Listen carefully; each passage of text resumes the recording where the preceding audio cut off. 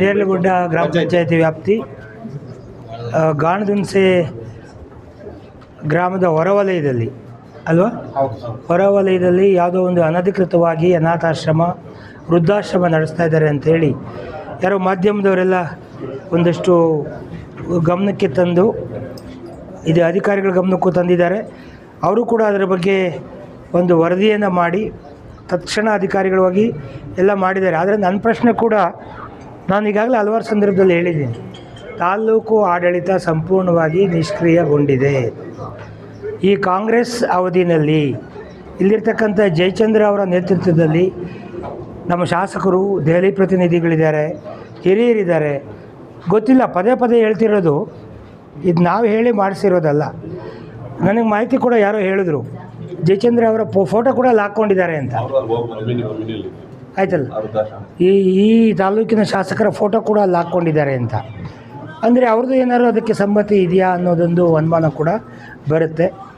ಆದರೆ ಅಧಿಕಾರಿಗಳು 60-70 ಜನ ಮುದುಕರನ್ನ, ವಯಸ್ಸಾದವ್ರನ್ನ ಕರ್ಕೊಂಡು ಹೋಗಿ ಅಲ್ಲಿ ಇಟ್ಕೊಂಡಿದ್ದಾರೆ, ನಮ್ಮ ಗಮನಕ್ಕೆ ಬಂದಿಲ್ಲ ಅಂತ ಹೇಳ್ತಾರೆ. ಅಂದರೆ ಈ ತಾಲೂಕಿನ ಅವ್ಯವಸ್ಥೆ ಯಾವ ಮಟ್ಟಕ್ಕಿದೆ ಅನ್ನೋದು ನಮಗೆಲ್ಲರಿಗೂ ಬರುತ್ತೆ. ಹಾಗಾಗಿ ಎಲ್ಲ ಒಂದು ಕಡೆ ಆಡಳಿತ ಯಂತ್ರ ಸಂಪೂರ್ಣವಾಗಿ ಕುಸಿದು ಬಿದ್ದು ಹೋಗ್ತಾ ಇದೆ. ಹಲವಾರು ಸಂದರ್ಭದಲ್ಲಿ ನಾನು ಕೇವಲ ದೂರಬೇಕು ಅಂತ ದೂರ್ತಾ ಇಲ್ಲ, ವಿರೋಧ ಪಕ್ಷದವನಾಗಿ ಅವ್ರ ಬಗ್ಗೆ ಮಾತಾಡಬೇಕು, ಅವ್ರ ಕಾಂಗ್ರೆಸ್ ಸರ್ಕಾರ, ನಾನು BJP ಅವನು ಅಂತ ನಾನು ಹೇಳ್ತಾ ಇಲ್ಲ. ನಾನು ಹೇಳ್ತಾ ಇರೋದು ನಿಜಕ್ಕೂ ಜನರ ಸಂಕಷ್ಟ, ಜನರ ನೋವಿಗೆ ಯಾವ ನಮ್ಮ ಸರ್ಕಾರ ಸ್ಪಂದಿಸಬೇಕಾಗಿತ್ತೋ ಆ ಕೆಲಸ ಆಗ್ತಾಯಿಲ್ಲ. ಸ್ಥಳೀಯವಾಗಿರೋ MLA ಅವರಿರ್ಬೋದು, ಅಧಿಕಾರಿಗಳಿರ್ಬೋದು, ಸ್ಪಂದಿಸ್ತಾ ಇಲ್ಲ. ಆ ಕಾರಣಕ್ಕಾಗಿ ಈ ರೀತಿಯ ಅಧ್ವಾನಗಳಿಗೆ ಅವಕಾಶ ಆಗಿದೆ. ಈ ಸಿರಾ ತಾಲೂಕಿನ ಇತಿಹಾಸದಲ್ಲೇ ಬಹುಶಃ ಇಂಥದ್ದು ಯಾವತ್ತೂ ನಡೆದಿರಲಿಲ್ಲ, ಇಂಥದ್ದು ಯಾವತ್ತೂ ಕೂಡ ನಡೆದಿರಲಿಲ್ಲ. ನಮ್ಮ ರೈತರು ಸಣ್ಣದಾಗಿ ಹೋಗಿ ಒಂದು ಪಕ್ಕದಾಗ ಜಮೀನು ಎನ್ಕ್ರೋಚ್ ಮಾಡಿಕೊಂಡ್ರೆ ಅವ್ರ ಮೇಲೆ ಇಲ್ಲಿರೋ ಇವ್ರನ್ನ ಒಕ್ಕಲಿಪಿಸಿದ್ರು. ಇಲ್ಲಿ ನಮ್ಮ ಇದ್ರ ಹತ್ರ ಆಂಜನೇಯ ಸ್ವಾಮಿ ದೇವಸ್ಥಾನದ ಹತ್ರ 50-60 ವರ್ಷದಿಂದ ವ್ಯವಸಾಯ ಮಾಡ್ಕೊಂಡಿದ್ದಂಥ ರೈತರನ್ನ ಪೊಲೀಸ್ ದರ್ಪ ತೋರಿಸಿ ಆ ನಗರಸಭೆ ಕಮಿಷನರು ಅವನ್ನೆಲ್ಲ ಸೇರಿಕೊಂಡು ಅವ್ರನ್ನ ಹೆಚ್ಚುವಂಥ ಮಾಡೋ ಕೆಲಸ ಮಾಡಿದ್ರು, ಕಲ್ಕೋಟೆ ಸರ್ವೆ ನಂಬರು. ಆದರೆ ಇವರು ಅನಧಿಕೃತವಾಗಿ ವೃದ್ಧಾಶ್ರಮ ನಡೆಸಿ ಅಲ್ಲಿ ಇನ್ನೂ ಮಾಹಿತಿ ಹೇಳ್ತಾ ಇದ್ದಾರೆ.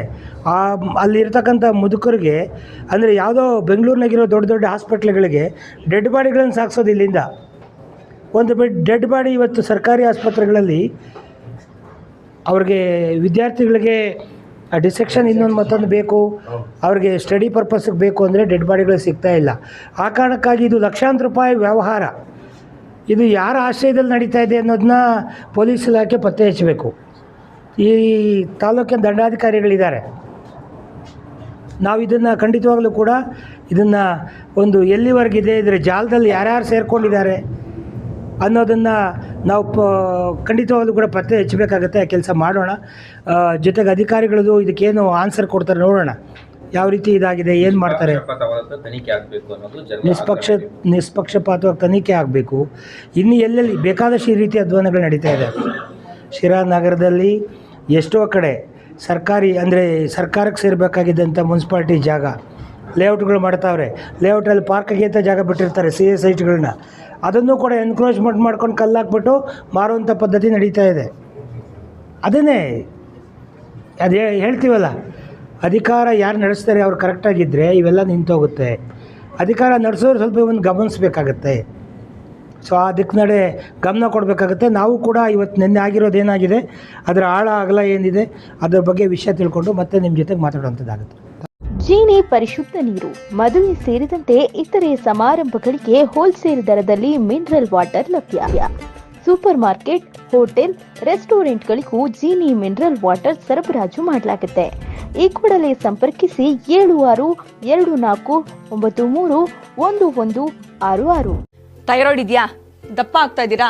ಥೈರಾಯ್ಡ್ನ ಹೇಗೆ ರಿವರ್ಸ್ ಮಾಡಬೇಕು ಅಂತ ಗೊತ್ತಾಗ್ತಾ ಇಲ್ವಾ? ಥೈರಾಯ್ಡ್ ಮೆಡಿಸಿನ್ಸ್ ತಗೊಂಡು ಅದ್ರ ಸೈಡ್ ಎಫೆಕ್ಟ್ಸ್ ಇಂದ ಇನ್ನಷ್ಟು ದಪ್ಪ ಆಗ್ತಾ ಇದ್ದೀರಾ? ಹಾಗಿದ್ರೆ ಇದಕ್ಕೆ ಸೊಲ್ಯೂಷನ್ ಜೀನಿ ಸ್ಲಿಮ್.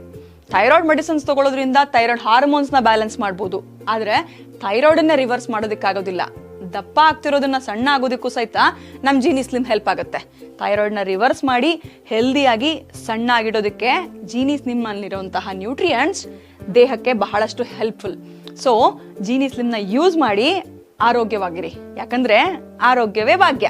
ಏನೇನೋ ಮಾಡಿದೆ, ಬೆಳಗ್ಗೆ ರಾತ್ರಿ ಎಲ್ಲ ವಾಕ್ ಮಾಡಿದೆ, ಬೆಳಿಗ್ಗೆ ರಾತ್ರಿ ಎಲ್ಲ ಮೆಡಿಸನ್ ತಗೊಂಡೆ, ಆದ್ರೂ ನನ್ನ ದೇಹದಲ್ಲಿರೋ ಸಕ್ಕರೆ ಹತೋಟಿಗೆ ಬರ್ತಿಲ್ಲ ಅಂದ್ರೆ ಯಾಕ್ರಿ ಯೋಚನೆ ಮಾಡ್ತೀರಾ? ಚೀನಿ ಶುಗರ್ ಆಮ್ಲನ 3 ತಿಂಗಳು ನಿರಂತರವಾಗಿ ತಗೊಳ್ಳಿ, ನಿಮ್ಮ ದೇಹದಲ್ಲಿರೋ ಸಕ್ಕರೆ ಖಂಡಿತವಾಗ್ಲೂ ಹತೋಟಿಗೆ ಬರುತ್ತೆ. ಆಮೇಲೆ ನಾನೇ ಬಂದು ನಿಮ್ಮನ್ನು ಭೇಟಿ ಮಾಡ್ತೀನಿ.